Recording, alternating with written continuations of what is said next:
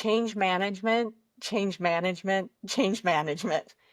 There have been times, right, where we've shown up on site and providers didn't even know what kind of training they were coming into. They didn't know it was an AI software. They didn't know that it was going to help them take notes. Um, and we're already behind at that point, right? Because then Right. you got to win them over twice.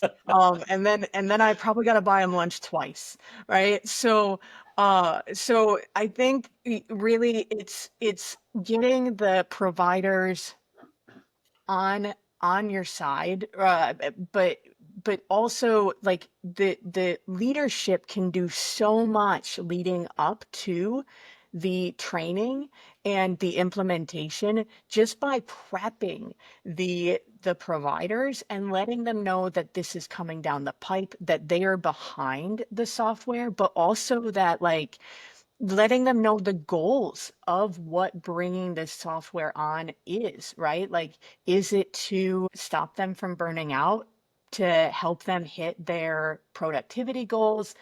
Is it to increase productivity? Hopefully not, but like we'll see, right? All of these things to let them know what the expectations are, because once they know what leadership's expectations are, things become a lot less scary.